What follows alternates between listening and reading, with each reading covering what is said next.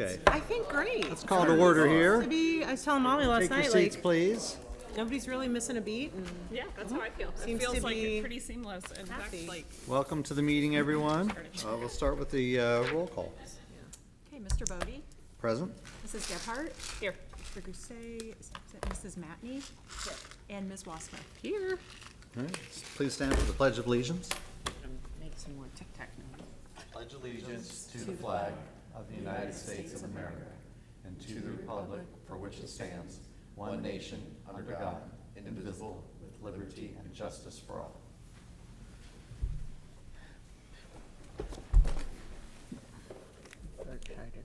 All right, we have a public hearing for the Special Education IDEA Part B funds. This is a requirement on an annual basis, and so we're going to take an opportunity to share the following. Prior to the start of each school year, school districts are required to invite the general public to participate in a public hearing and provide an opportunity for public comment, including by individuals with disabilities and parents of children with disabilities, excuse me, on how the school district plans to spend its Part B funds for special education. In addition to presenting a spending plan for these funds, the hearing must include an opportunity for public comment and input from program participants and parents regarding the usage of these funds. I will now provide information on spending plan for Part B funds for special education, and a copy of the district spending plan will be entered into the minutes for this meeting. Following my presentation, there will be an opportunity for public comment and input. Furthermore, this school year, 2022-2023 federal grant expenditure proposal, in accordance with federal grant regulations, the district receives federal Title I, Title IIA, and Special Education IDEA Part B funds each year. As part of the federal grant requirements, the district provides the following information regarding each grant to the public: a description of the purpose of each grant and the services provided eligible. Title I, improving basic programs. Title IIA, supporting effective instruction. IDEA Part B, special education services. In total, the grant amount is $217,420.44. As part of the grant requirements, the public is given an opportunity to provide input on how the district intends to use these funds for the 2022-2023 school year. If anyone would like to provide input to the district on how they are using or we are using these funds for this coming school year, now would be your opportunity.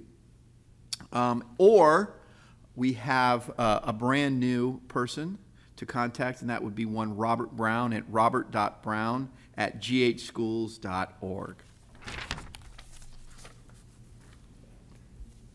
I don't anticipate there's going to be any public participation at tonight's meeting. Very good. And just to clarify, whatever is decided with that is just the distribution of the total. We would not make a choice which would result in having more or less funds. Is that right? That is correct. So the input that we would take is input on how parents or community members would like to see those funds spent. And in the past, we have used those funds to pay for intervention specialists for our special education classrooms. And unless there is any input, we would plan to use them in that same way moving forward. And is there a vote in the future where we will vote on that? Or is this like an opportunity for comment, and then without that, we would proceed as planned? That's correct. We would just proceed. The Yes. latter. Yep. So if you have comments, get them in soon. That's it. Yep. All right, very good. Anything else on public hearing? Next, we have minutes. We actually had a regular meeting and 4 special meetings, all since June 15. Do I have a motion? So moved. Second. It's been moved and seconded. Is there any discussion? Beth, would you call the roll? Mr. Bodie? Aye. Mrs. Gebhardt? Aye. Mrs. Matney? Aye. And Ms. Wassmuth? Aye. Move on to recognition and presentations. I'll turn this over to Andy. So at this, we do not have any presentations scheduled for tonight's meeting. However, I did want to just say how appreciative I am for our entire staff, our administrative team, In my 26 years in serving as a public servant in public schools, this has been the best start of a school year I have ever been a part of. And it has just been wonderful to serve with all of these great people, the tremendous teaching staff, the tremendous staff, our wonderful students and community. So just wanted to say that.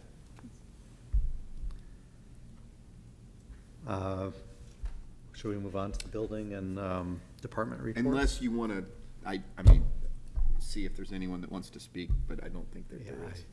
don't see anyone in the audience. Dot. I Dot's know, not she's even the only here. one who's not here. That's true. That's like maybe the first meeting I've been to. Yeah. The second I- Wow. It's band season. It is band season. Yeah, it's band season. That's true. That takes some That's time right. off. Well, we are recorded, so we'll see. Hi to Dot. Hi, Dot. I'm sure she'll watch.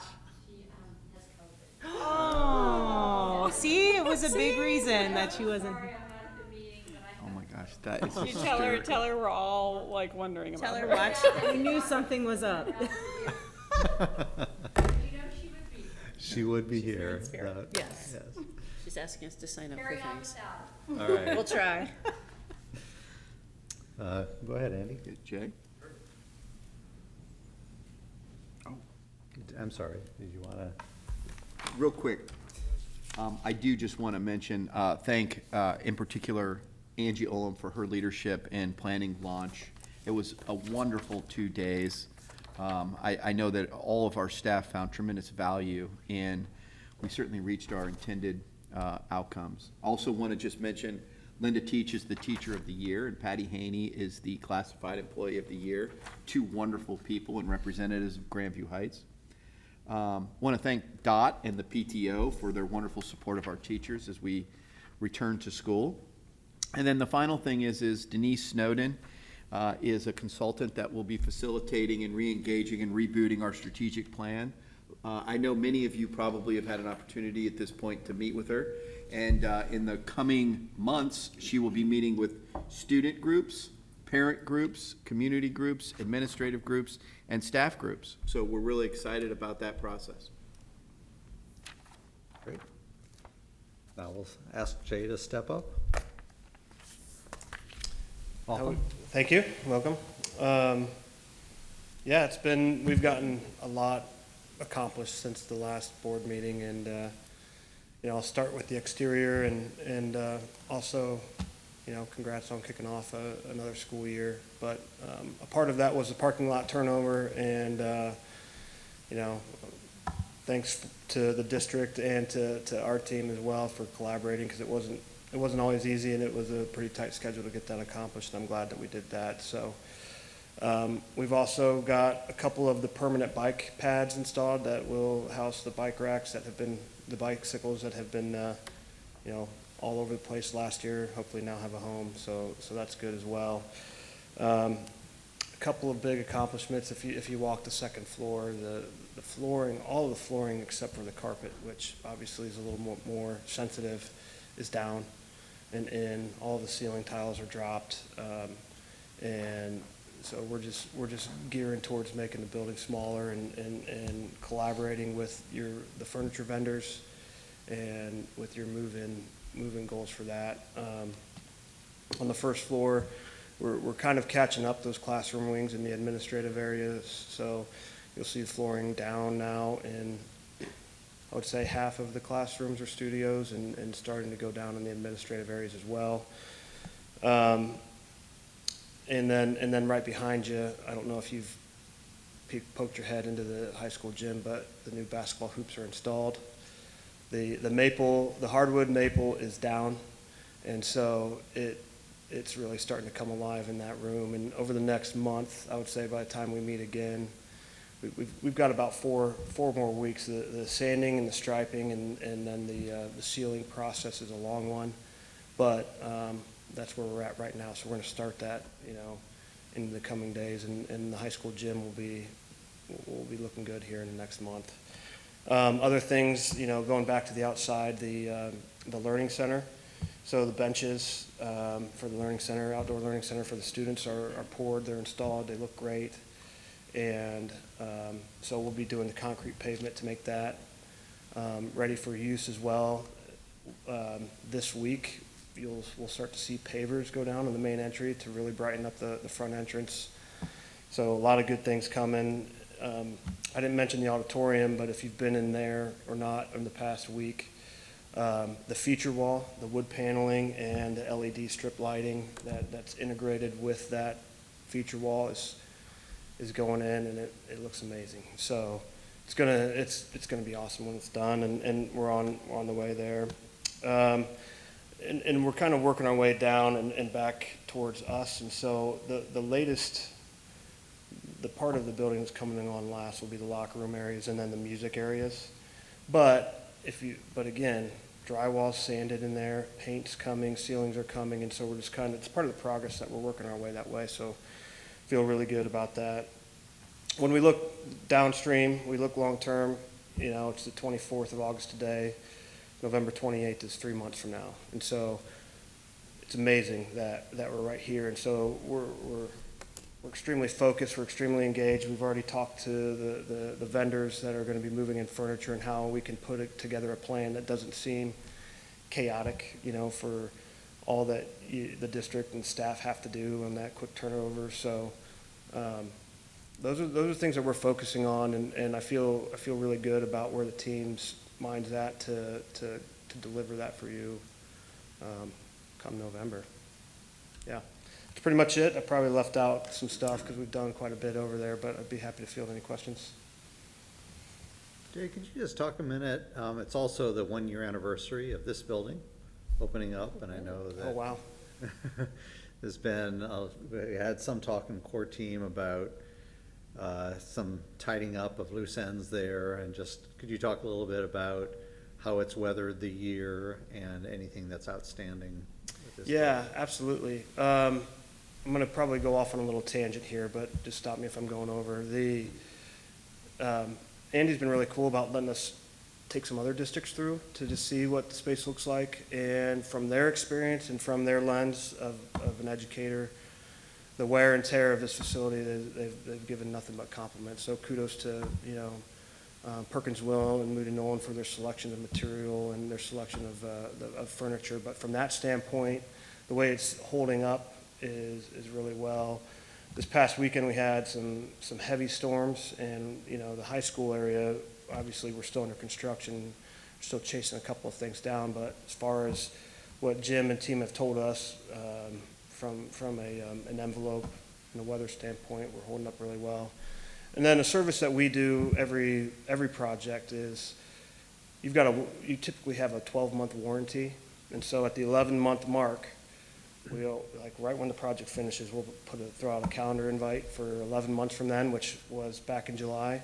So we walked with the staff and we identified things that aren't functioning appropriately or haven't lasted the way that they should have for a year's period, and we get everything that we can wrapped up into that warranty period. And so we spent a lot of time this summer tidying up some of those items, and we're in really good shape with that too.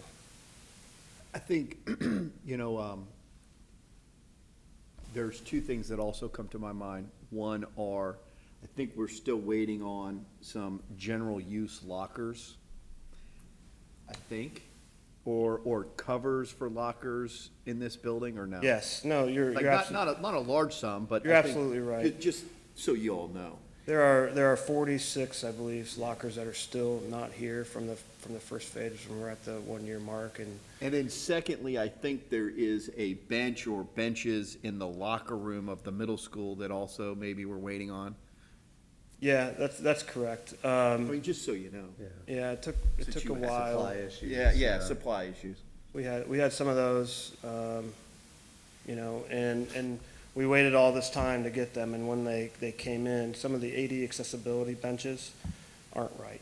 And so now I hate to say started that long process over again, but we're tracking those down, and obviously the goal is that the high school lockers were also a little bit of a challenge, but there's not as many of those, but those are scheduled for November. And so our hope and the commitment from our subcontractors that the rest of the middle schools, including the benches, is coming in at that time frame as well. If not, by the time we're done wrecking the Edison building. I they think might 4 be- different school districts have come through, and all of them are over the moon. It's complimentary. Absolutely. You mentioned ADA accessibility, and it reminded me of the email that we got. Has the core committee addressed those questions that were brought up? Or are they going to? I don't think we've had it, we'll have a meeting Thursday. tomorrow, so. Great. You mentioned the gym, there was an issue with the moisture whenever the floor was pulled up. Yeah. So that was, I know we talked about solutions and Sure. something was done, but, you know, all indications are that that was fixed and everything's good. Yeah, and it's not just taking the word of, you know, the installer. We had Robbins, who's the manufacturer of that wood floor system, out to verify the installation of that moisture mitigation barrier that we put down between the concrete and the new floor system. So, to answer your question, yeah, so it's down, it's been verified, it's been witnessed by the actual manufacturer that needs to warrant your gym, and they have, they've blessed it verbally, and we're getting a written report of that as well. We don't have that in hand yet, but, should be anytime. And then speaking of flooring and tying to Eric's question about this building, what's the timeline for the middle school locker rooms? That there was gonna be some changes made to the middle school locker rooms? Great, The great flooring, That yeah. that was redone. It's already been done? Oh, okay. I haven't been in there, so go take a look. Anything else? Thank you, Jay. Appreciate it. Appreciate the Have a good update and evening. the progress. Thank you, Jay. On time and on budget. Love to hear it. On quality. On quality. Thank you. We got a third thing. Let's see. Well, next on the agenda is the core team report. I'm not sure what else we have. Well, I was looking back at the minutes that we just approved. And we had mentioned at our last regular meeting something about exploration of moving the existing middle school playground equipment, some of it, to the new and improved playground. And so since it was in the last minutes, I thought we should update to say that, you know, Jim looked into it and talked to some people, and it looks like that cannot happen. They advised against it. Yeah, that it wasn't safe. It wasn't going to be safe to do that. So just so everybody knows, since we touched on it before, it looks like if we want to have more equipment, it's going to be an additional expense. So we'll see where we land in a little bit. Whether that's something that we can afford, want to put money toward, but it's kind of still outstanding. And I think all of you have seen emails about the chimneys. I don't know if those emails go to everybody or just the core team, I'm I not sure. remember we've talked about chimneys. Yeah, there were some decorative chimneys that were supposed to stay. And Yes. once they started doing work on it, maybe you want to elaborate Yeah, more. so there are 2 chimneys on the, it would be the south side, both the southeast and southwest of the original, well, actually, it's the addition of the high school. So, they're decorative in nature, however, the stability of the chimneys were in major question once they got the scaffolding up and were doing the tuck pointing and repairs that we had paid for that entire building. In essence, their assessment was very clear that something needed to happen. Either we needed to replace it or it needed to come down. The decision was made just because it's aesthetic only. Right. And it's kind of in the back. Yeah. And with the new Larson Middle School, it's not as pronounced of a feature. And so the decision was made to take them down and seal them so they're watertight. Which is obviously a far less expensive endeavor than rebuilding them. And Yeah. Yeah, for Yeah. sure. And So probably- if you notice, when you go down Fairview, you'll notice a huge scaffolding on the back. That's the chimney that I'm referring to. And there's also one on the Oakland side. Gotcha. Cool. Yep, and then the only other thing that's kind of in discussion is the possibility of perhaps replacing the front sidewalk when it's all done, but that's still in process. The one that On connects Third, Okay. yeah, in front, just because that wasn't the plan and it's taken a beating. But there was conversation about whether or not the city paid for that. Yeah. Have we learned more about it? Yeah, they're not gonna pay for it. That's a no. No. That's a no. We did talk about it. We talked about it. Well, which actually is a point to say that, with, Jay mentioned the parking lot, and there was a couple unknown emergency things that came up that had to do with the property line. Great point. And just wanted to say publicly how appreciative we were about the city Sure. really being creative with that and looking at it and coming up with a good solution. And, it, caused a little bit of a delay, but Jay and his team were able to get that back and open up on time. But, with a different partner, it could have been much worse. And so really appreciate the city, working with us and coming up and really kind of bending and allowing us to move forward with that. Great point. And in the end, I think we'll have a really good solution with the parking lot where it is and the sidewalk where we want it to be, and, we'll have a good end result. And I know it's just a parking lot, but I have gotten a lot of compliments on the parking lot. I've not seen, the one on Fairview? Yeah. I haven't seen that one yet. Yeah. Because there's not gonna be a parking lot anymore on Oakland, is there? Oh, there is? There is now. There will be a parking lot on Oakland in the front, but not on Fairview. I'm sorry. But we are gonna have the parking lot that's right here. Originally, we were not, but we are. It is gonna stay So there. that gets repaved, and that will stay. Oh, that, okay. This one over here will also stay, but the one on Fairview in the front of the high school, front side, goes Yeah. away. Okay. Gotcha. I have one more question. We're getting new signs for the school, correct? Yes. And then are we getting one for the high school? Because I don't remember Yes. having one. We didn't have one before, did we? There was one, yeah. Oh, there, It Yeah, was it was in the not front, nice. kind of. The fact that you don't know It was it on was the there says it. I can't, For some I can't reason, remember it was it. something that I always took a lot of notice. I've always hated the old sign, so. Oh my God, I saw the middle school sign like yesterday and I was like, oh my God. That's awful. Oh, next High week. school one Yeah, looked Jay way said they go past in its next week. prime. Awesome. I would describe them as, Would you these- say mid-century classic? Yes, yes. In all seriousness, that's what I would describe them as. I mean, very classic, not, like a lot of the new high schools, like Hilliard, for example, if you drive by Bradley, or one of the new high schools, they've got these digital signs, Oh. and it's, none of that. But we're gonna have like, just like concrete? Yeah, it's a brick, classic, Got, nice. Mid-century classic. Yeah. You make fun, but it's traditional. very apt. Nice, yeah. I think it looks really nice. Great, that's cool, all right. Designed by an architect. Yeah. It looks nice. Yes, it looks does, it nice. really At some does. point, we all It's approved thoughtful. that, I think. I'm sure we did, Yeah. I saw it yesterday and I was like, oh. Well, you should go look at that parking lot and stuff, because will. Eric and I were just talking about, we happened to walk in at the same time, and in addition to the parking lot, the garden over there is stunning. It's really pretty. All right, well, I'll check it out after the meeting. That's cool.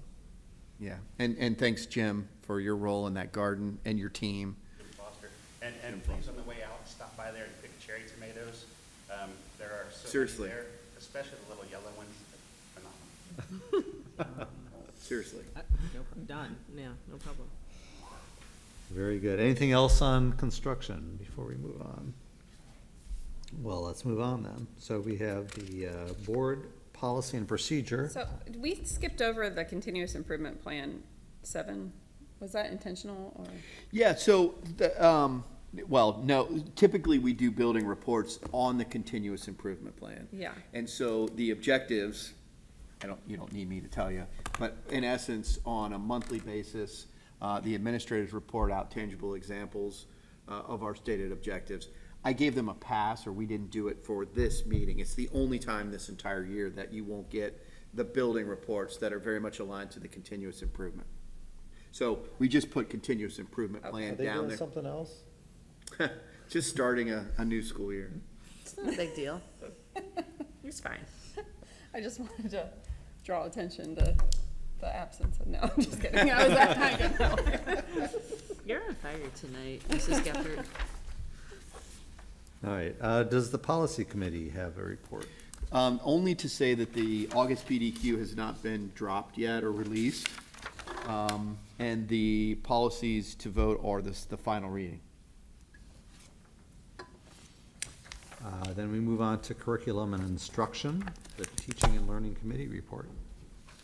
Is there anything to report on? So Eric, we do have those policies to vote on. We have to vote on them, Eric. Oh, I'm sorry. We have policies to vote on. I'm going back. Under XB1, the final reading of the policies A through G.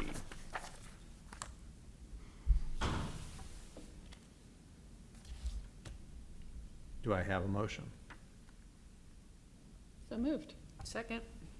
Is there any, Really quick. So you're asking to approve on this policy reading based on the policies that we had discussed back in June, which is a really long time ago. Okay. And everybody's had a chance to like review it. I think they were slight changes. Okay, thank you. Beth, would you call the roll? Mr. Bodie? Aye. Mrs. Gephardt? Aye. Mrs. Matney? Aye. And Ms. Wasmuth? Aye. And we will now move on to Teaching and Learning Committee report, if there is anything. We met on, Mr. Gousset and myself, along with Mrs. Olam and Mr. Culp, we met on August 4th we have 13 new staff members. Welcome to Grandview, where you belong. We are switching, the state has moved from, instead of an A, B, C, D scoring on the report card, we now have stars. Take with that. Tomato, tomato. For high school?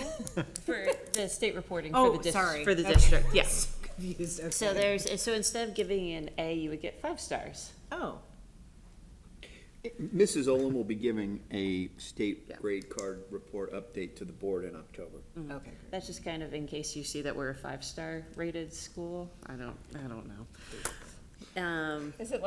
Is this the lining to like the STAR system they use for early learning? I know you're gonna be doing another presentation, but They moved to the STAR system. I know it is. the step up to quality thing that they've That's been using exactly for what early it is. learning, yeah. Step up quality, and they also felt like it wasn't as, harsh for Right. districts who are really, really working, Right. but Yep. Just giving you the heads up. Are you? Yeah. I was giving you the heads up. I didn't mean to I talk didn't- about I that. didn't wanna, you're giving a presentation later. Yeah. We'll talk all about it. For right now, the state report card will come out and we will mention it when we get the final data by October. There is the middle school waiver that's on our agenda. This is what we have always done. So since there has been some changes, we now have to apply for the waiver. So this is how we have always gone about doing middle school career and technical education. This is not a change to Grandview Heights. This is us accommodating the system. And So is that a new, like, law that said we have to do a waiver? it was something that, Mrs. Olam's coming up. I'll let you handle it there. 'Cause I don't recall doing this before, but obviously. We've it's never a- had to have it formally board approved. It's a new part of the law, so I have to upload an actual document now. The difference is if we say we have middle school career and college readiness programs, we have to be linked to a very rigid program in line with like tolls, or for us, it would be Fort Hayes. And we choose not to do that. We still do lots of college and career readiness things, but we do it on our own, and we're not lockstep with a program. And there are lots of middle schools that do the same thing we're doing. Just they made it more formal with, I'm now required to upload a document. But this is not a change to our curriculum. We are Not a keeping the change to thing our that we curriculum. always have done. We always filled out the waiver, it just wasn't required to be board approved. Gotcha. That's how it And you is. feel that it is the best route for our students? I do. To be providing it this way? Yes. Other than that, there's until October, and we get to really dive into state report card fun. That's all that I have for you for teaching and learning. Okay. Well, could we have a motion for 11B1 middle school career technical education waiver? So moved. I'll second. I never get to second. You can. Any further discussion? Beth? Mr. Bodie? Aye. Mrs. Gephardt? Aye. Mrs. Matney? Aye. And Ms. Wasserman? Aye. And we'll move on to business and finance. Beth? Okay, so I am loading a slideshow up on the screen. So I wanted to start with an update on how we finished fiscal year '22, since we didn't have a July regular meeting. So our general fund, our revenues finished at about 2.2% over budget, and our expenditures were about 98.8% of our budget. So just a little over in revenue, just a little under in expenditures, which is a good place to be. Overall, our revenues exceeded expenditures by about 1.9 million, which is really fantastic. If you factor out the advances, those temporary loans to grant funds at the end of the year, it was about 1.7 million revenues over expenditures. So a couple reasons for that, and I've got a slide, the next slide is going to show kind of the bar graph with the growth, but since that Grandview Yard renegotiation in 2019, our revenues have steadily increased.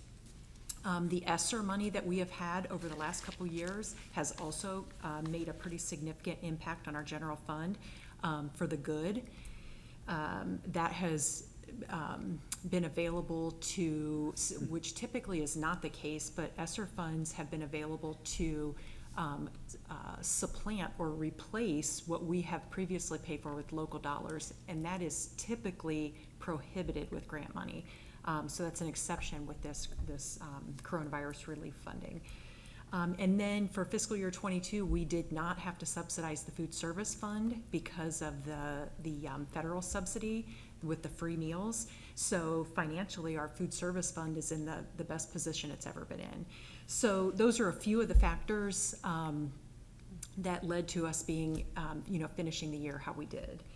So kind of a recap here, and I know these numbers are a little bit small to see, but just wanted to show you the history. The bar graph represents the balance in our general fund.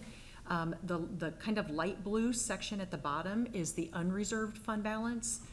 So starting fiscal year 2016 on the left through fiscal year 22, the bar on the far right. So, like I said, the light blue is unreserved fund balance. The yellowish gold is the budget reserve, represents that amount we set aside for the budget reserve. And then the little sliver of green on the top of each one of those are just outstanding encumbrances, so commitments that carry over into the next year.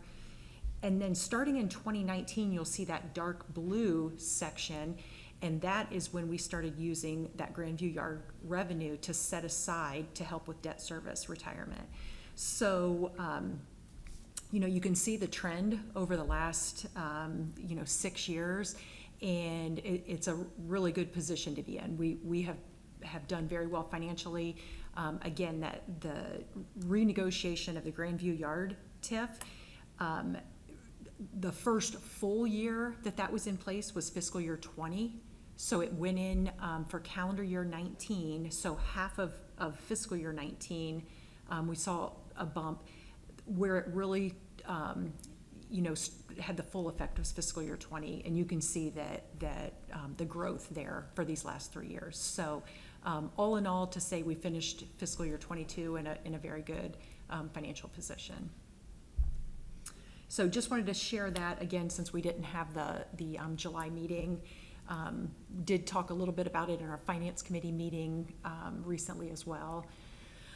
So now I just want to shift gears and give a quick synopsis of where we are in fiscal year 23. We're 1 month in.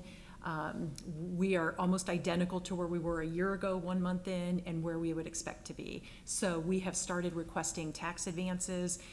We had about 6.2 million through the end of July, and that final tax settlement occurred on August 17th. So we do have that final settlement as of now. And I think our percentage of advances this time last year was 41 point something. So very, very consistent with where we were last year. The Grandview Yard money came in August as well. So next month I'll have an update for you on how that compares. And interest for the month was almost $19,000. Expenditures were at about 9.2%. And typically in July, we're a little bit over the percentage of the year of where our budget would be. And that is because we fund our employee HSA accounts in July for the whole year. So we start off a little bit above, and then we kind of get closer and closer to the mark, and then typically we end up finishing a little bit under. So that's why that number is a little bit higher than our fiscal year-to-date budget. And the weighted average of our general fund investments is 1.34%. So the construction fund had about 6,700 of interest in July, and the project to date is about 1,808,000. So 1,800,000 is kind of the target that we were expecting to hit for the project, and we are actually going to go a little bit over that. So at this point, looking over the next about 6 months, I think we'll get to about 1,840,000. So we continue to keep an eye on that as well. Soft costs were 74.5%, construction costs 83.3%, and our fund balance is down to 11.9 million. So from 55, so we're kind of winding down. And then the last portion of funds that we still have invested, that yield to maturity is about 1.64%. And then the PI fund, just a couple things I'll highlight here, about $1.5 million fund balance. And again, that's reflective of the advances that we have gotten through the end of July. So that's about half of this year's allocation that we've received. The unencumbered balance or unreserved balance is just over $1 million. I'm not gonna read through all those upcoming expenditures, but I did wanna make a point that, to share that we did review, Jim and I, Emily and Molly reviewed in the last finance committee meeting, the 5-year PI fund budget. So we've got kind of our first, I think, pretty good draft of that. And so we just did review that August 15th, we last met. Nothing. Maybe just stop you there for a Sure, minute, because that's sure. really interesting. So what's the plan with thinking more about that and coming forward? Well, is that something that, I don't really know the next steps, like whether that's something that, I don't think it's necessarily something that gets board approval per se.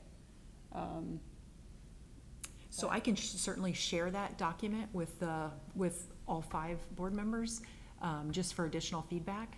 Yeah, I think whether we vote or not, I think Yeah. it'd be good to have a presentation on it. I think, I mean, and I Really know that you'd Glad like to that see the everyone. committee's looking at And it. it's really interesting how they did it, and you'll see that, you know, it separates it nicely into like buildings, like Stevenson, middle school, high school, athletics, you know, so you can see, and then it even has, you know, stuff like the vans, like when are we gonna have to update the vans? And so you can see where, you know, I think in every one of those buckets, you put like $20,000 a year, like in each one of those buckets for just miscellany to come up. But then all the major expenses that are anticipated, like van replacements, there's some major HVAC work to be done at Stevenson, parking lot repavements, and then like these big things like the roof and the track, like the track is in there, budgeted in there. That's probably the biggest thing that's in there. But where you can see a nice plan set forward, so. And we can Jim and I can work together and do a presentation for the full board, if you think that would be helpful. I think so. Okay, sure. Will all of our construction expenses be done by this time next year, like for all the buildings? So they should be pretty close. So that part of the report will be complete. Yeah, I mean, the Construction only fund, yeah, possible, I mean, it's hard to predict these things, but Sure. site plan kinds of punch-out items and unforeseen conditions, maybe. Right. You know, If, would it, from a school facilities commission perspective, if you have a year after the final building, if you have closeout, that's remarkably good. Great, okay. It just takes a while to get Sure, that makes sense. all, you're holding back on That's an interesting something because there Yeah. was something still to work out. I mean, there's always a few like Yeah. things. There was a large attempt to make sure that by and large, anything associated with the renovation, new construction stayed in the construction fund versus PI. Right. There's a little bit of overflow, like a few things here that you might argue, clearly the roof. But by and large, most stuff that is supposed to be construction is construction, and PI is supposed to be PI. So the roof wasn't part of the construction. It's So coming out of PI, but And the thought there was, again, agree with it, don't agree with it. It's work that we would have had to do Sure. even if this project wasn't occurring. That makes sense. That makes sense. Back to the slide with the bar graphs. Yeah. And I'm curious, do public schools ever do like this, something similar to like an endowment of like what a nonprofit would do to build extra revenue? Well, let me ask, yeah, do they ever do that? Yeah, that's a really good question, Katie. So, and we talked on a topic a little bit to that end at our last finance committee meeting. You know, can we save enough to do a large project? Typically, no. And the reason for that is, you know, the tax levies that we collect, we have to demonstrate a need for the collection of that funding every year. And if we are accumulating, you know, a extremely large amount, then it would be hard to justify continuing to collect like operating or PI money if we're not using it. Typically for school districts, the way that you fund a very large project is through a bond issue. Yeah. So like an endowment type thing would typically not be something that that we would probably be able to do. So the only other thing I would add to Beth is, if I understand your question right, where I have seen some like fundraising, endowment kinds of things are for what I would describe as clearly identified enhancements. So an example might be,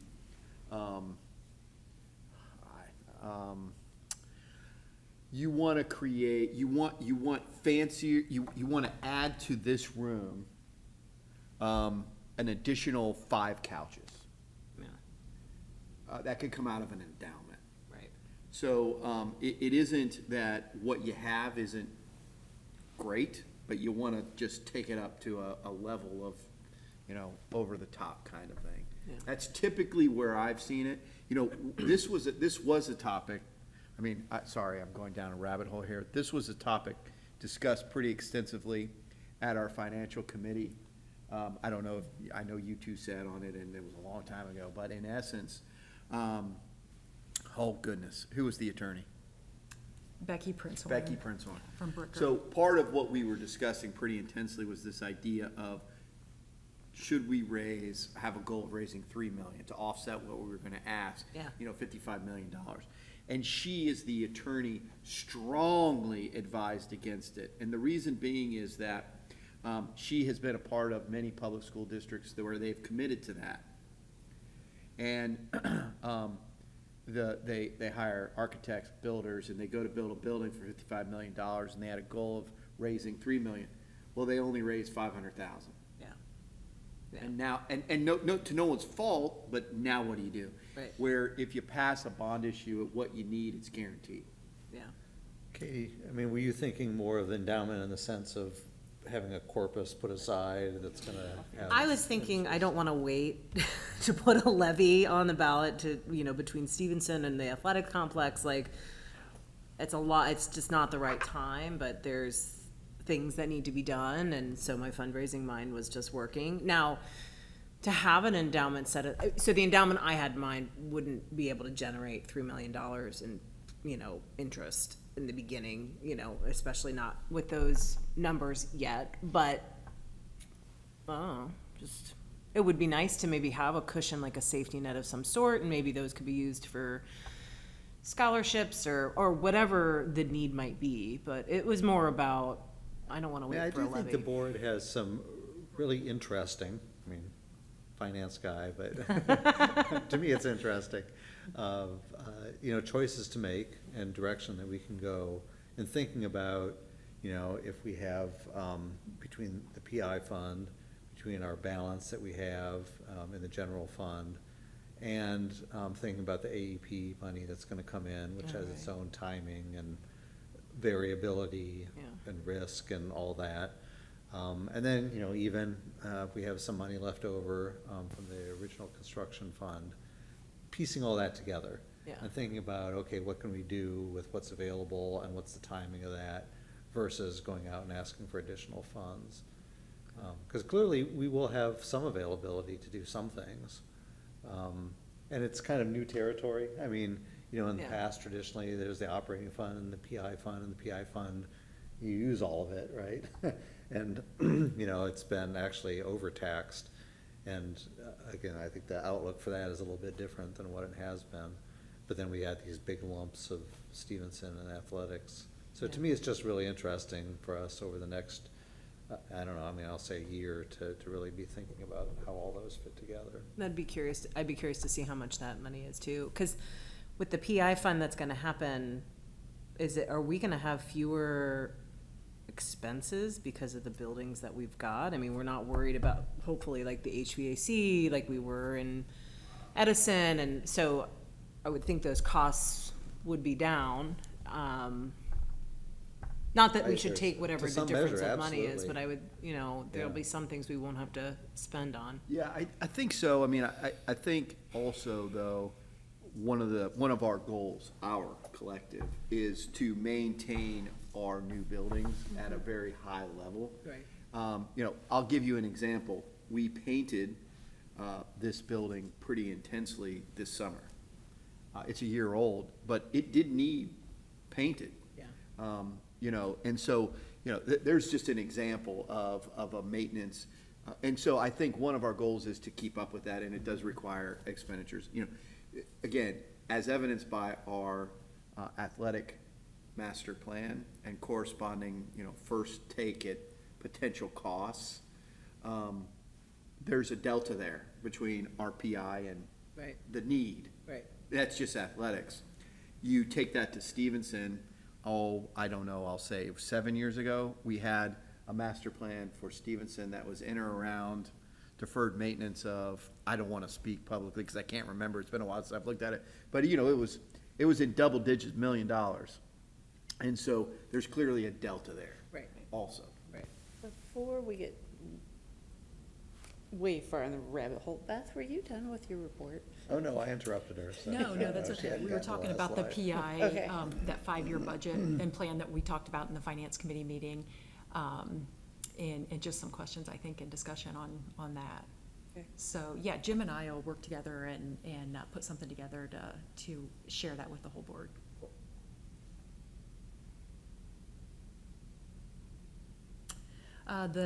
This sheet, there really is no update other than the interest for the month. The funds that we have in the city funds, the memorial funds, the donation funds, those are completely encumbered and accounted for those project enhancements. So nothing new there. And then the last thing I wanted to give the board, kind of a quick overview of all of our COVID money. So I get questions on a fairly regular basis, and I know there's a lot of, a lot of talk and, with another school district right now on how they did or didn't use their ESSER funds. So I thought now might be a good time to share kind of an update of everything that we got. What did we use it on, and what is the status? So the first two, the coronavirus relief funds and the ESSER 1, those were fairly small pots of money that came very early on in the COVID-19 pandemic. So we used that entirely for, we were just kind of reacting, needing to buy cleaning supplies and masks and gloves and all those PPE things. So that money was used up pretty quick. Those two are both completely done. They've been done for, we spent that almost immediately. So those have been done for honestly, for a couple years now. ESSER 2 came along, and that allocation was quite a bit higher, so $230,000. We used that money for PPE, for full-time building subs, one sub assigned to each of our buildings. Some online curriculum when we were doing the Florida virtual through the pandemic. We added a health clinic para, so we had one nurse and one health clinic para when COVID hit, we moved one of our classroom paras into a second health clinic para. So we were able to use that funding for that. And then some extended time for our nurse and some emergency overtime that was some cook overtime for doing the meals that were taken to homes, and some custodial and maintenance overtime and that was really just for the first, I think, 4 weeks, maybe once that all hit. So while these kind of go in order, like ESSER 1, ESSER 2, ESSER 3, the timeline on all of them was retroactive clear back to March of 2020, and there was a wide time frame to be used. So all of these were able to be used over multi-years. We used most of them much quicker than the time period allowed us to use them. So we did not necessarily spend all of ESSER 1 and then start spending ESSER 2 and spend all of that and then start spending ESSER 3. So anyway, ESSER 2 it will be done this month. We used the last bit of that for some summer school. I should have had summer school listed there with that ESSER 2. We used a little bit of ESSER 2 funds to finish up this year's summer school. The 8/31 will be the final pay and the benefits posted for the summer school pay for early August. ESSER 3 is complete as of now. I did the final cash request from ODE on August 18th, and that was largely used for summer learning this past summer and 2 summers before. So this summer, last summer, and then 2 years ago. Additional online curriculum. So a lot of these, I paid for part of Florida Virtual out of one. I might have paid for more of it out of. So again, it was all. It all had the same flexibility in terms of what we could use it, the same time period, and so I was trying to strategically use that depending on what our needs were at the time. So there's definitely some overlap. Student devices, I mentioned how this funding can be used to replace what we have spent with local dollars in the past, and student devices are something that are permitted with the ESSER dollars. So I took advantage of that. Rather than drawing this money out for another year or another 2 years, my philosophy is let's use it as quickly as quickly as we can that we would have otherwise used general fund dollars for. So as efficiently as we can is a better way to say that. Some classroom furniture. When we were coming back to school and we needed to socially distance students, we bought some new furniture. We did some live streaming of board meetings. And then we also hired a technology assistant through the ESC at the time that COVID hit, and we were able to pay for that individual with these funds as well. That's great. Smart. The only one that is still remaining is the ESSER State Activities Award. It's shaded in light gray. We will be using this funding throughout this school year. By the end of this school year, we will have it spent. And a lot of the same things that I've already mentioned, we have used that money for. So for example, our technology assistant, we have been able to pay for him over multiple years. So 1 year was out of one pot, the next year was out of another pot. And then the final 2 were some additional, through the American Rescue Plan, some additional special education dollars over and above what we typically receive through ODE. And Angie and I worked together on that and prioritized those for an additional special ed paraprofessional last year and for an MTSS tool. And that funding paid for that last year and a portion of it this year. And then finally, some OG training for some of our elementary teachers. So again, everything is complete with the exception of that ESSER State Activities Award. And that allocation was specifically kind of a supplement to make sure that in total we received at least $1,000 per student in ESSER dollars.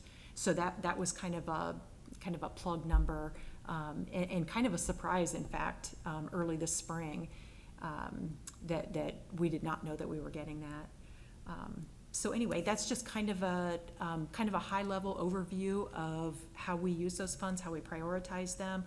We have, throughout the last couple years, we have talked about it in our finance committee meetings, and I've shared some of the budgets for those grants. And as we wrap these up, I will share kind of a more detailed final summary of all these with the finance committee too as well. So anyway, just wanted to share that. Just, so as, for all these, is the ultimate funding source the federal government? All of the ESSER money is, the ARP is Federal American Recovery Plan, and the coronavirus relief funds are the only one, I'm about 95% sure that those are federal too. Pretty sure that it's all federal. So if you add all of those up, it's about 1,218,000.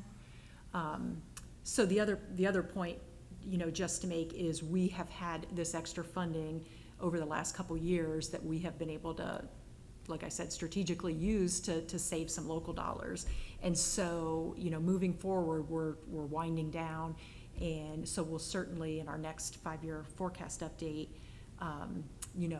have to reflect for any of those things that we had been paying out of ESSER dollars. The other shifted to question, general fund. I So, yeah. recall there was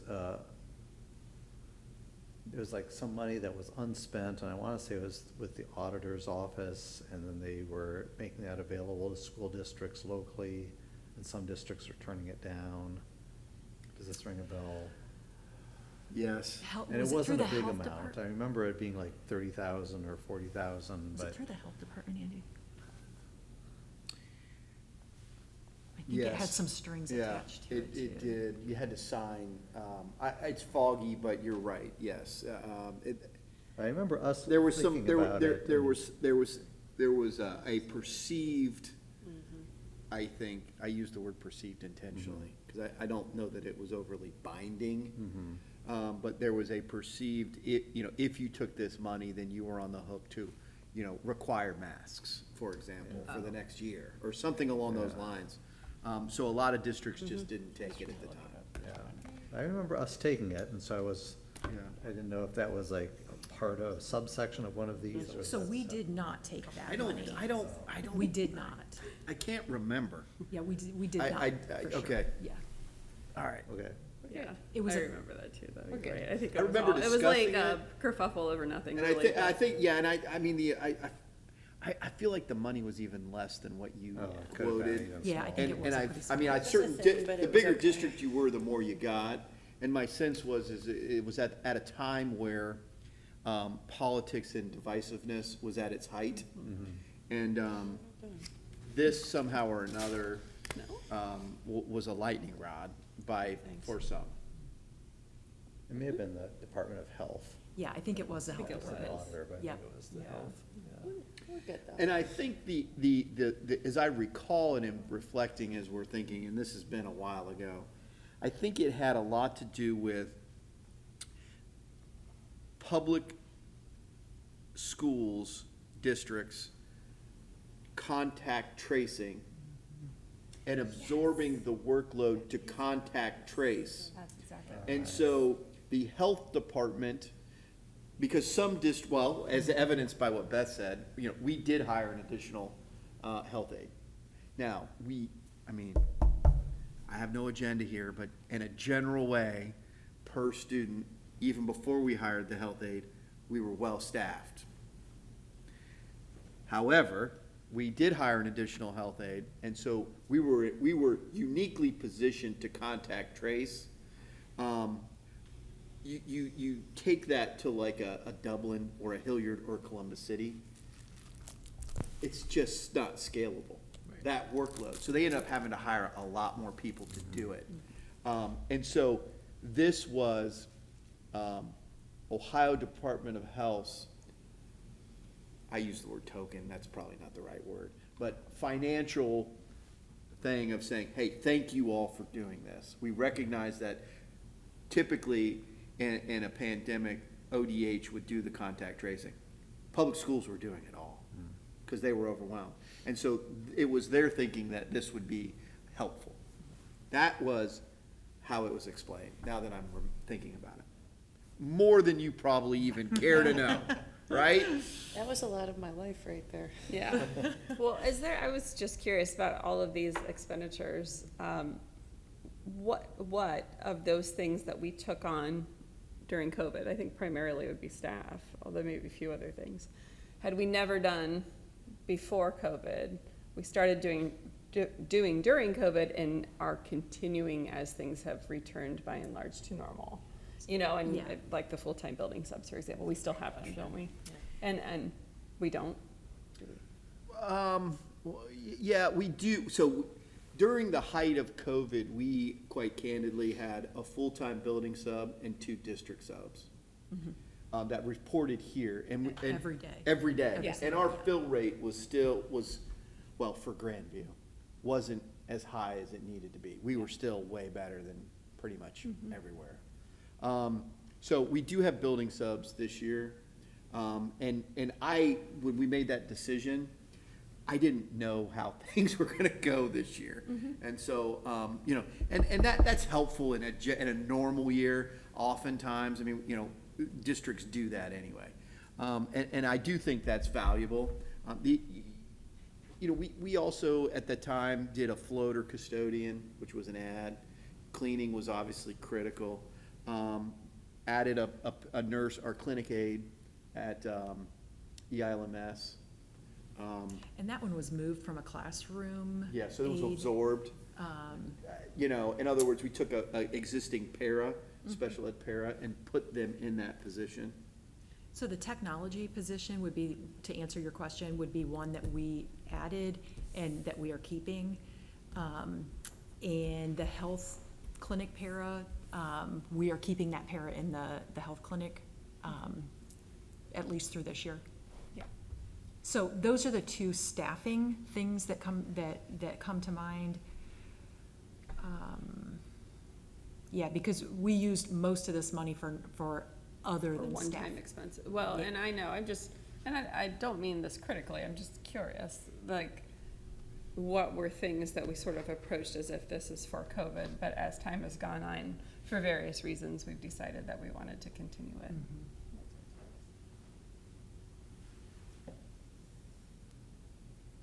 I mean, I think there's,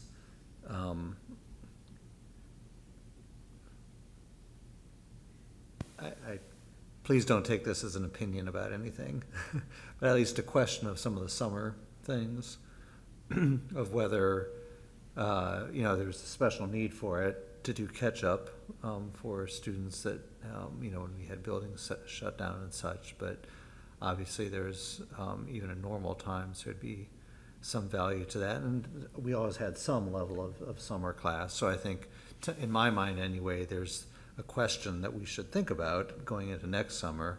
You know, did we learn anything? Does that change our mind at all about what we want to offer? Maybe it does and maybe it doesn't. Again, I don't present that as I've come to a conclusion, more just like thinking about that, and we have a little time before next summer to think about it. Right. I'm sure Angie has thought about it. I'm sure Rob has thought about it. So Eric, that does lead me to one other point that I didn't share. The ESSER $3 were the only ones that had a stipulation of spending the money, and the requirement was that 20% had to be used for learning loss. And so we met that 20% with what we spent on summer school. So over the last 3 years, like I said. And I think it could have even been carried over to next summer. But we have completely spent that, so, and met that 20% requirement. Well, thank you for putting this Yeah, together. This yeah, is really sure. helpful to see it all Are you together. done actually now? I am After done. we've I am interrupted done, you 80 yeah. times. I do have one more question though, Okay, sure. because I was waiting until the end, but the food services. Yeah. Now that it's no longer going to be covered, we don't have like universal free lunch anymore, breakfast. I think it's just something we'll see over time, because I think there was an increase in interest in school food for reasons other than the fact it was free also. But I'll be interested as the year goes on to see what happens to that budget, whether we're back in a situation immediately of needing to subsidize or not. Yeah, I would, if we're back to pre-pandemic levels, I don't think we would need to subsidize it immediately. We've got a pretty healthy balance in there, and based on what we used to subsidize that per year, I would think that that should carry us beyond this year, even into next year. But I did talk to Kyle Mahan, and the lunch counts are way, way down. Now, part of that is, you know, the first week of school, the weather's very nice outside, kids are gonna, you know, leave. That's a little bit cyclical depending on the time of year and all that. So we'll kind of continue to keep our eye on that. But I do expect that we will you know, at some point in time, have to start subsidizing that again. So, all right.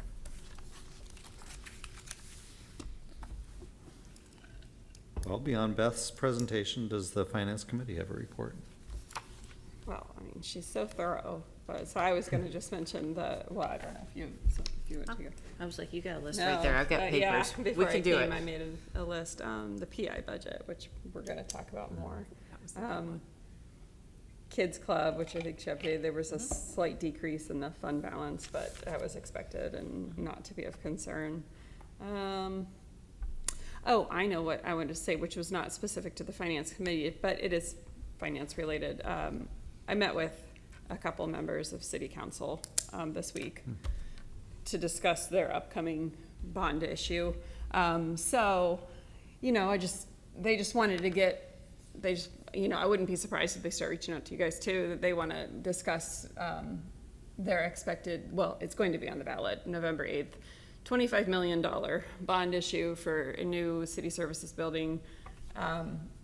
So, you know, they would obviously love to have school board support behind it. So I encourage everyone to look into it, attend public meetings the same way we'd want people to attend ours, and I guess more to come. We'll all see more, but that's what it is. I met with Greta about it in like the middle of the summer, and there's like no avoiding that needs to pass, but I just got something in the mail Yeah. recently. I haven't really heard much about it, and so I don't know if that means they think it's in the bag or.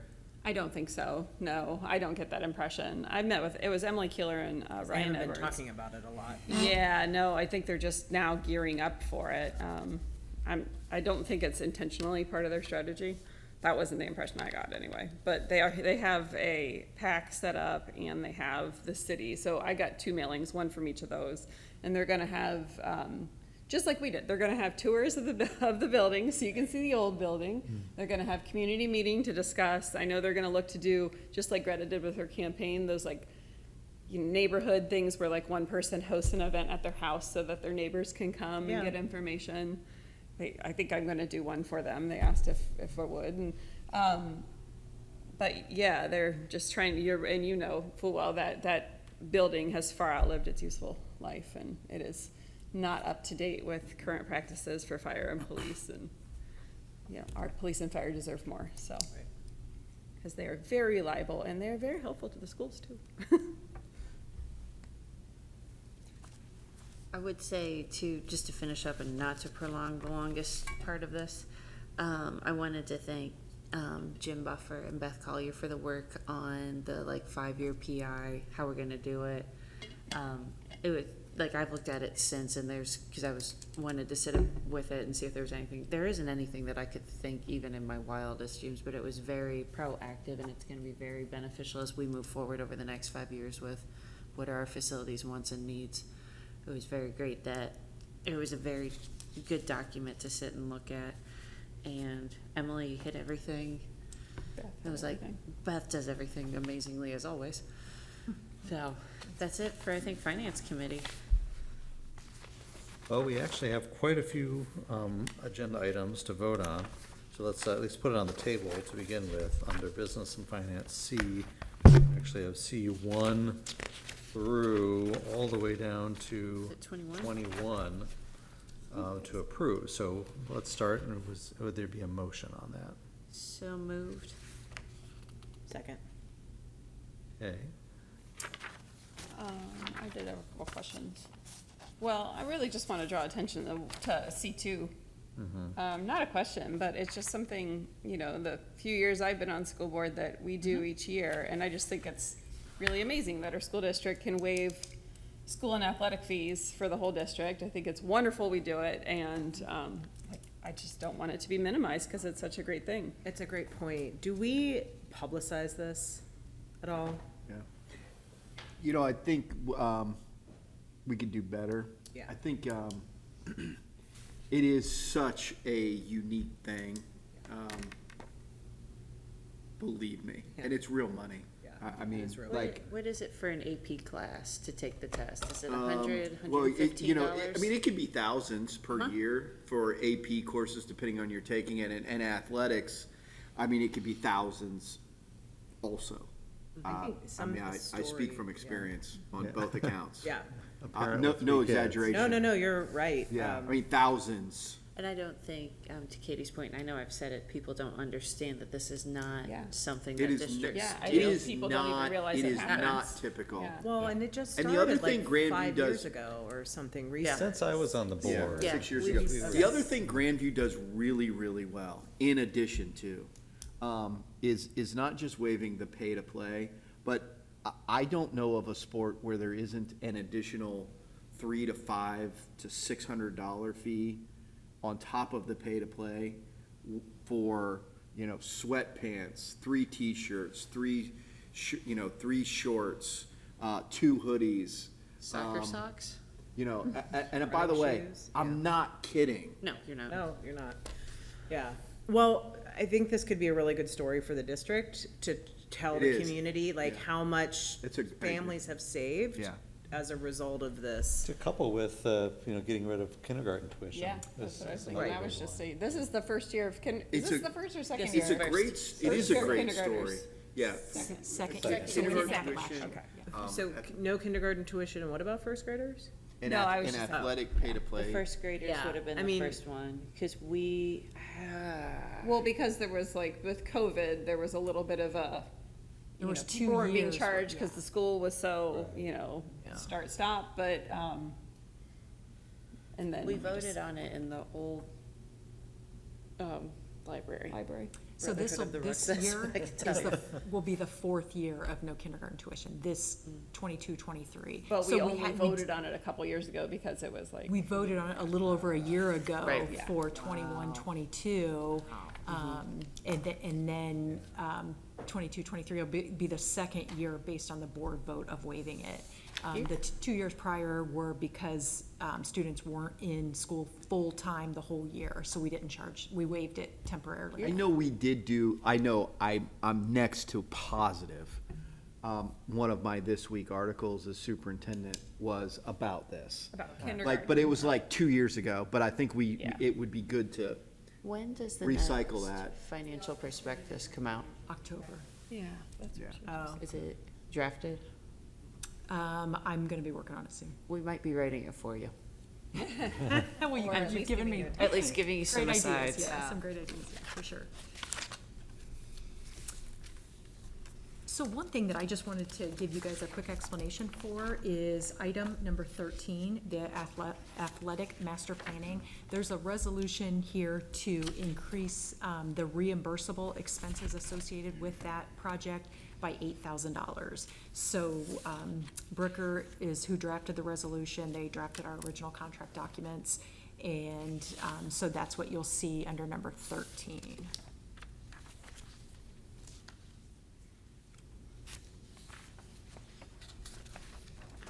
I'd also just point out, the number 4 OSAS and OTRS evaluation, since that's something that we're personally involved with. I think that's important for us, not just to come up with a recommendation from the staff, because that's facilitating your annual reviews, but that we find value, I find value in that process, and Dale McVeigh and what he puts in. So I think it's a conscientious effort on our part to make sure that, we're fully focused on that, and it's a very important process to go through every year, twice a year. And I have no qualms about having another contract, keeping up with that process. Yeah. So one other item, I'll just give you a quick explanation. Number 12 is a contract with a company called SC View, and we are in the process of looking for a replacement for our check printing software. And it's kind of specialized, and the company that we use no longer supports it as of the end of this year, so we have had to look at some alternatives. And we are gonna go with this the Strategic Solutions. It will not only replace that check printing software, but it will allow us to go paperless with our processing, so that's exciting. So storage has been a topic of conversation through the construction project, and so I think now's the time to head that direction, and I think this is gonna be a great software program for us.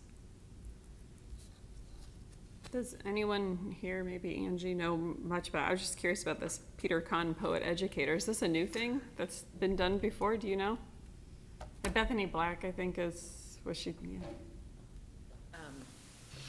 So the ESC of Central Ohio is also sponsoring Peter Kahn in other school districts. And he reached out to us. He has a nephew here in Grandview, and he is a poet. Like, you know.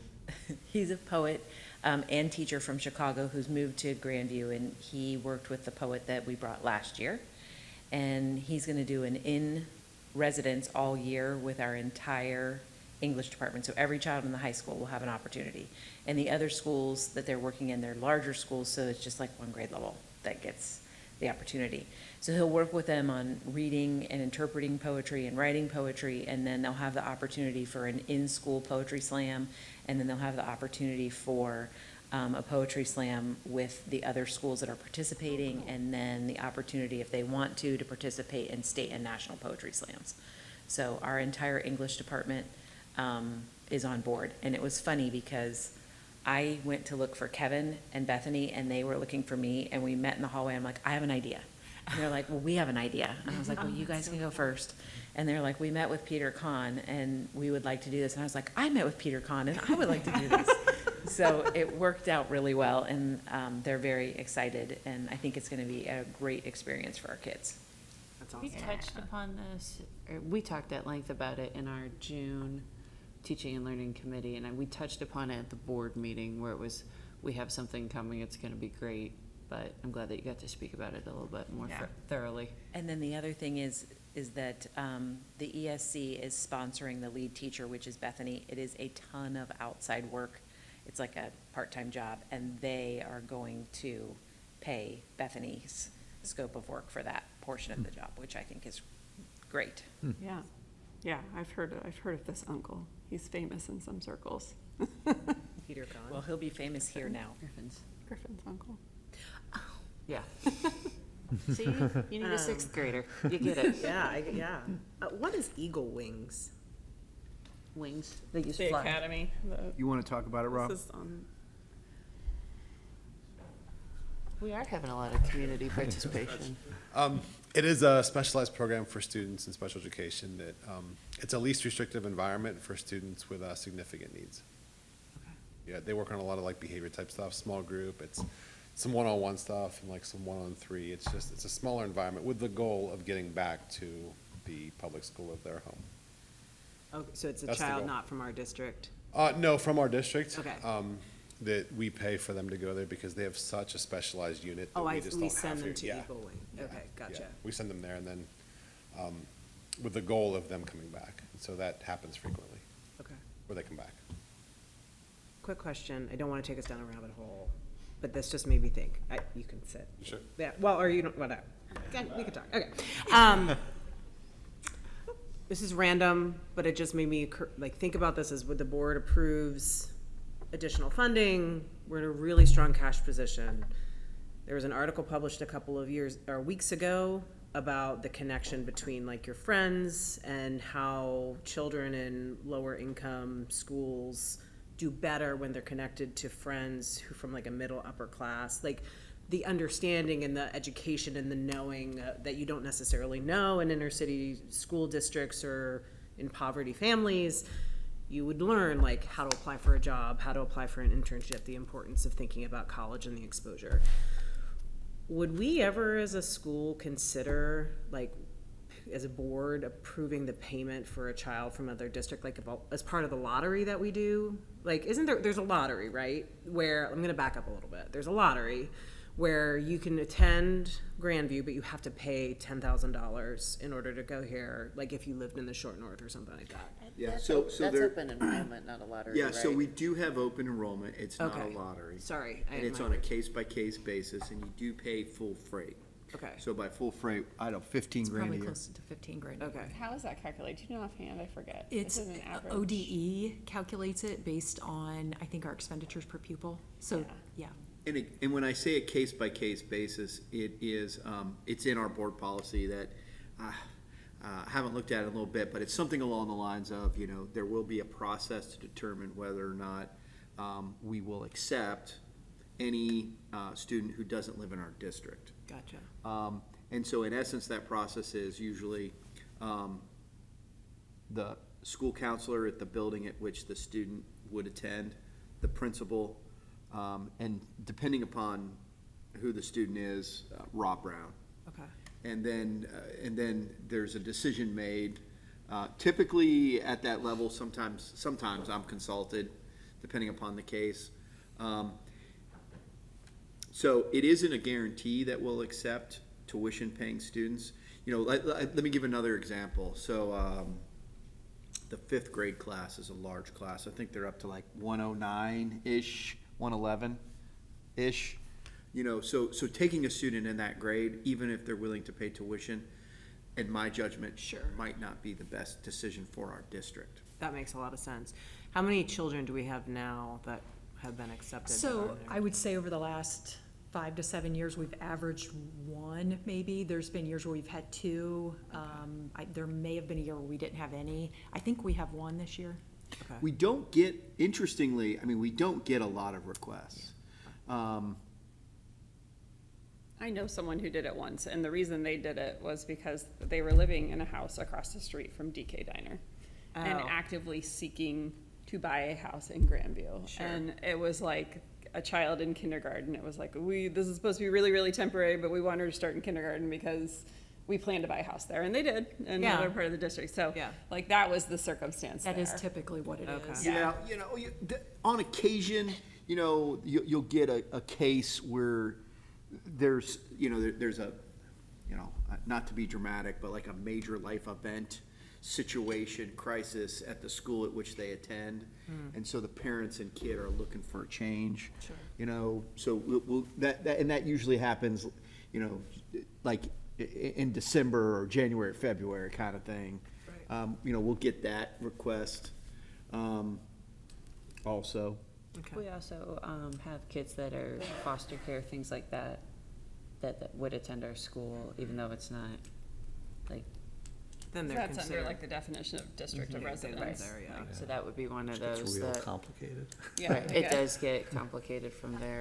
And then when it comes to open enrollment, so you can choose to do open enrollment how we do it, or you can choose to do just contiguous districts, or you can choose to be all districts. But once you say that you're going to be truly open enrollment without tuition, you don't get to pick and choose. Correct. You are just in it. Correct. So, you know, most suburban districts frankly don't do it, because you'd Well, be and, you know, inundated. Most districts in the state of Ohio do it. Yeah. I mean, it's but- very common in the right. rural areas that, And it can Sure, be when very we're at financially we work on this beneficial in together. small rural areas. there are some districts, I can remember some examples, a couple of them, that a third of their students The are open district I was at enrollment. before, a third of our students were open enrolled. Well, and of course, if you're not on a guarantee or a cap, depending on the state funding model, and you're actually increasing your state aid as you increase the number of students, it makes sense, because you're like, oh, the more students we have, the more money we get. Get the full 57. But for us, it makes zero difference. We will not get any more state aid for any more students. So for us, you are absorbing the cost of extra students. But whether or not under open enrollment law, you're allowed to do a lottery system, I don't know. Do you know? Lottery was the wrong word. That was I know the what you word that mean, was but, used for me. but rather you like have X number Or of to me. slots, basically, can you limit? I don't think that that's. You can, I I think you mean, can cut yeah, it off yeah. after you get to a certain number. It's- yeah. But you can't like discriminate, like we'll take 1 and 2, but not 3, Right, 4, and 5. right. We'll take 6 and 7 and 8. It's like first come, yeah. first served. Right. basically. Yeah, You kind of can't a first take come, the first star served. football player from the Oh, neighboring yeah, district. that's where it That gets would weird. Only the also, private schools get to Yeah, do that. that's, yeah.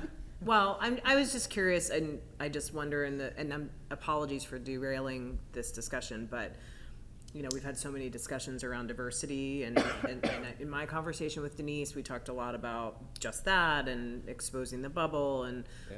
if the board could eventually be in a financial position where whatever system we would use would allow counselors to recommend students who could, you know, there's, what's the word I'm looking for? I really like, I don't know if you're responding to the same thing, but, you know, the poetry slam that Yeah. is in conjunction with other districts, you know, I really like that as a model. Yeah. And, you know, and think of like potentially a theater, like, could we do a theater production? Oh, yeah. With somebody else Could that we do maybe they don't vocational? have the budget to do an orchestra or whatever, but, right. you know, we could collaborate with them, and that's an opportunity, idea. you know, extracurricular for our kids to get to know some other kids and to have this kind of cross-cultural, out of the bubble. Yeah. I mean, I think we had some discussion around those things right before COVID hit and then have been on the table. I really appreciate you bringing up the idea again. Something else we're doing, just so you know. Yeah.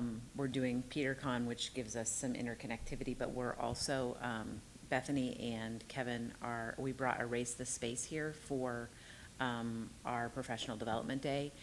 And they originally, when they started, they were making connections between an inner city school and a suburban school, and they were having interactions and sharing. And what they found is it didn't work because, like, we went to your school and we got to see what you had or didn't have, and you came to our school and got to see what you did or didn't have, and it didn't make real connections. It was a good idea, but it didn't make real connections. So Erase the Space works with high school kids, and it's more in a digital format, and they pose a problem, and everyone works on solving the problem from different areas. So it's more of a natural connection on how we can work as more of a unified community rather than an inner city, suburban, rural area. It takes kids from all over and helps them talk about real world problems. So Kevin and Bethany are working with Erase the Space this year. They were great to have at our professional development at the beginning of the year. So just something else to think about. Thank you. there also too, kind of too, cause, Katie has brought up a couple different financial things.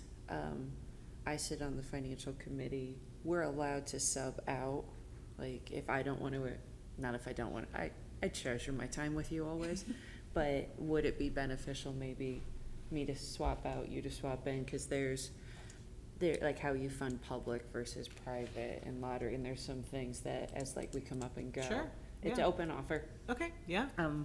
But these are like, cause they come up in conversation, and there's a lot of nuances to public education. There's a lot of nuances to, like, if we wanted to allow and do open enrollment, that would take a whole board movement, but that would be a conversation. Right. That's like, cause there's a lot that goes on Right. with this. Sorry, Yeah. child's FaceTiming me. Not answering, but there's because they come up in good conversation, and it's great conversation to have, but there's sometimes where it's like with the amount that this board cares about students, you guys are never going home, sorry. Like, Yeah. we could talk for hours, Yeah, but it's that's open right. option Yeah. for that. Yeah. So, Thank I you. had meant to say it earlier, because I don't, Yeah, there's things I like that come up that are very, almost niche to education, that, with funding in particular, that it's hard to understand till we're in the weeds of it. Sure. So, and it's like, I do appreciate you bringing up that there's a lot of in the bubble talk, and how do we burst the bubble, break the bubble? Because we have a lot of potential of good things that we can do with our students before they get into, I'm air quoting the real world, but there's a lot, so I'm glad that you brought it up. Well, I think we've moved and seconded 12C. And we had could move to- robust discussion. Are you ready? Anything else before we move on for the vote? No. Beth, please go ahead. Mr. Bodie? Aye. Mrs. Gephardt? Aye. Mrs. Matney? Aye. And Ms. Westman? Aye. Next, we have personnel. That's item 13A. 1 17. through 17. You turn the pages faster than I. Yes, 1 through 17. Is there a motion? So moved. I'll second. There you go. Any discussion items?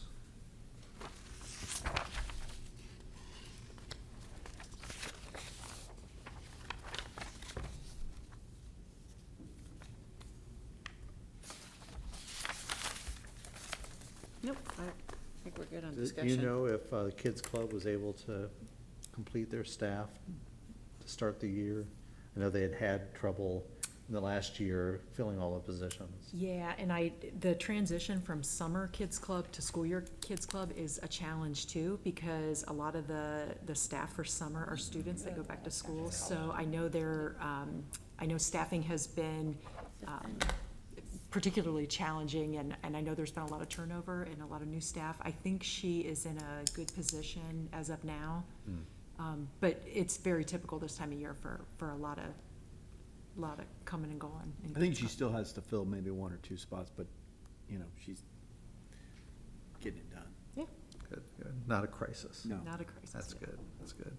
And I just wanted to say that I was reading through the Kids Club Employee Handbook, and I was really impressed that there was a whole handbook that seemed very well thought out and multi-pages, and I don't know if that's new or old or updated, but I was impressed. So by- it's significantly updated.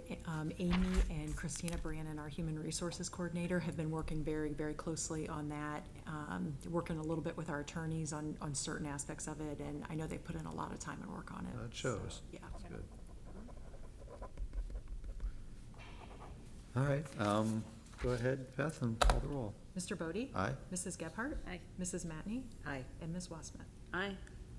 We already voted on it, so, but this is just a statement and a question that I noticed on the calendar that I think it's nice that, a full week of our 3-week break, part at the beginning of break, part at the end, has kids club availability. So for the parents of younger children, I was really happy to see, because that's been vexing that there's 3 weeks, and that's really hard for parents of young children. So I was happy to see that kids club could at least take care of 5 of those days. We have recommendations for approval of volunteers. Is there a motion? So moved. Second. Any discussion? Beth, please call the roll. Mr. Bodie? Aye. Mrs. Gephardt? Aye. Mrs. Matney? Aye. Ms. Wasmuth? Aye. Now we are on to other, where we have appointment of a delegate, an alternate delegate for the OSBA Capital Conference. Would some Fill in the blank. maybe like to explain are you familiar with the Capitol Conference? I'm not, but I did just get something in the mail about something happening in like September. Yeah.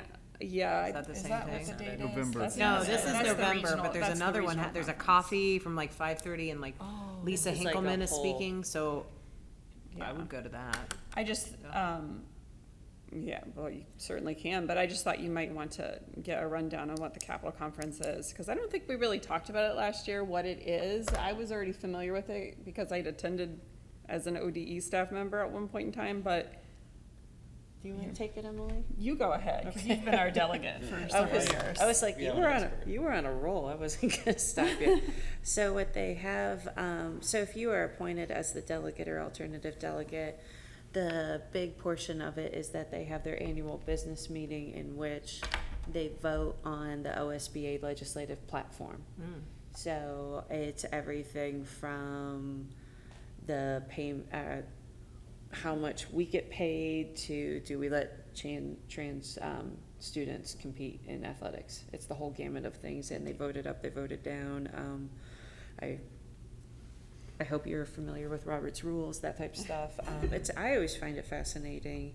Other than that, that's the bulk, the important thing that they do. Then there's the trade show and the other things that we do where you can attend various sessions on They the always whole have gamut. Several big speakers that are normally names you would recognize, be them actors or Olympians or Whomever. Sign me up. I'll yeah. be a delegate. I forget who the big speaker is this year. I know Amanda Beard is the Olympian that's speaking, but who's the actor? It's an actor.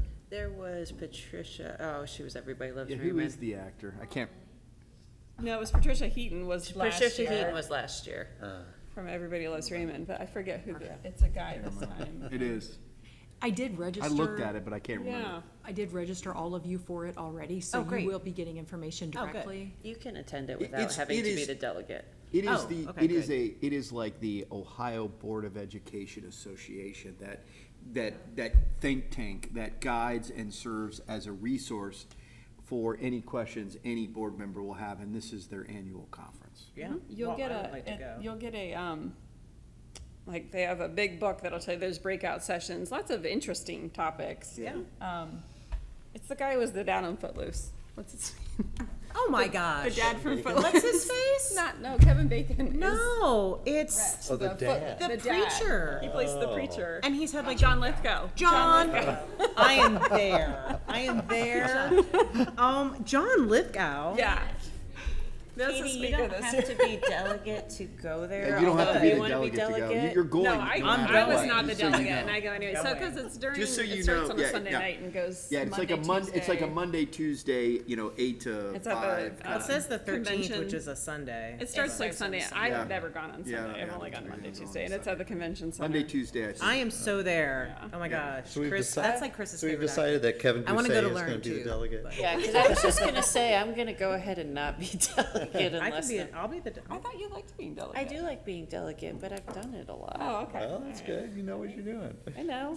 Well, I'm on the legislative platform committee, so I just had my meeting 2 weeks ago to vote on the legislative platform that will be put before the delegates. So, since I did my part on the legislative platform committee, if you would like to have the experience of being the delegate, I'm by all there. means. We could I'm nominate pumped. Kevin since he's not This'll be here great. and it's Well, an he'll alternate. presumably have to be at school himself, right? Well, so have you, but. It's possible. Yeah. Do you want to do Katie, it I'll need your again? signature really. before you leave. I'd be Okay. thrilled to have you do I don't it know what again. I'm signing. You can As a be it, delegate. Mr. I do- Bodie. I- Oh, gotcha. Okay, yeah. I'm there. I'm- It's going on the family calendar. It's fun. It's Well, it. look, We have to, You'll enjoy it. I am gonna enjoy Trust it. me. All right, so I I need feel a like I'm gonna motion get fired here. up. I move Go over to the that Market District Katie, for lunch. Matney be delegate, Great. And who's North alternate? Market? alternate. Yeah, for sure. We're just gonna, Katie's just gonna do both. Oh, do you want to be the alternate? Not Or really. do you want to be the I've- alternate? Neither one of No. us really wanted to. Okay, I think we vote Kevin was as the alternate. alternate last year. Kevin Can was you just alternate. do it That's it. again? There you Why don't go. you make him the alternate? It will Makes make good alternate. sense. There you go. Oh, that was painful. So is that the motion? That's the motion. Yeah. I'm seconding it and firsting it. All right. You moved. I moved it. I need someone to I'm second. second. Beth, did you get all that? I did. Okay. Thank you, Beth, for being amazing at your job And then again. I also, because it's on the same other, Don't we have to vote on that? well. I One and guess two I was- together. Yeah, I was Oh, thinking we of hadn't combining we hadn't these, but separated them yes. yet. So, question about rescheduling the October board meeting? Wait, Yeah, so hang on this a- is- Hang on a second, I'm sorry. So we, I don't know that we motioned on 1 and 2. I don't remember if we motioned, you I was just entertained thinking of it. combining them, but if you, I don't want to combine them. okay. All I'll right, so say I it. guess I'll we've be had a honest. motion and a second, so let's go ahead and vote on A1. Okay, That's- Mr. Bodie? Aye. Mrs. Gebhardt? Aye. Mrs. Matney? Aye. Ms. Wassman? Aye. So let's move on now to A2. Say, we might have discussion on this one, is why I was like, let's separate them Gotcha. out. So who is the driver of this? So I did drive this, I'm making the request. So currently it's scheduled for October 12th. I will not be in town or in state. So if the board is amenable to consider a change, there are 3 possible dates staying on our Wednesdays of October 5th, 19th, or 26th. The 5th is Yom Kippur. Yeah. That matters. So let's take that off. Okay.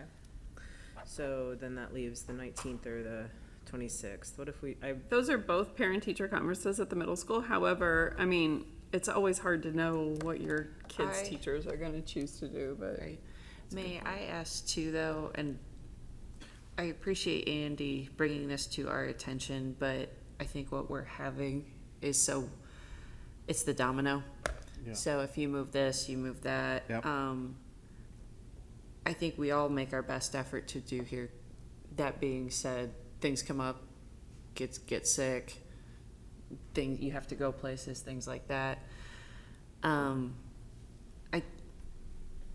I don't wanna say, can we keep it, cause it's like, we're already right now like 30 seconds deep, what about this, what about that, what about that? Since we schedule these meetings a year in advance, cause if we can make the other two work, okay, but I want you to be here, Yeah. but I'm also kind of like, will we be able to Yeah. do it Yeah. without? I understand, because our experience, the Yeah. last couple of times we've moved a meeting, it has basically meant that one Yeah, other person that's couldn't fair. be there. Right. And Yeah, so, and that's, I say that with Emily. Yeah, no, yeah. But that means Mrs. Olam might be on deck, sorry. But because it's the domino thing. Is there, so I think, good point, that, that is an option to Sure, still hold it on the sure is. 12th. If we can do it the 19th and have it, Yeah. yeah. Andy still be here, I think that's a good solution as well. Obviously Kevin's not here, but, I know I don't have a conflict on the 19th, so that's, I have a maybe one, but I have to make a mom decision. That's fine. It's fine with me, actually. Why don't we propose the 19th then, Yeah. in lieu of the 12th? is that okay with you? Sound okay? It's all right, it'll be all right. Angie, you're off the hook now. We're gonna get you. Okay. Yeah, but I think that, like with this one, if we can, I would like to, as a board, kind of, when we schedule the board meetings out, especially since they're a year in advance, we do our public notice. If you can't attend it, reach out to Emily, Andy, Eric, but let's try as best we can with our regularly scheduled meetings to not move them.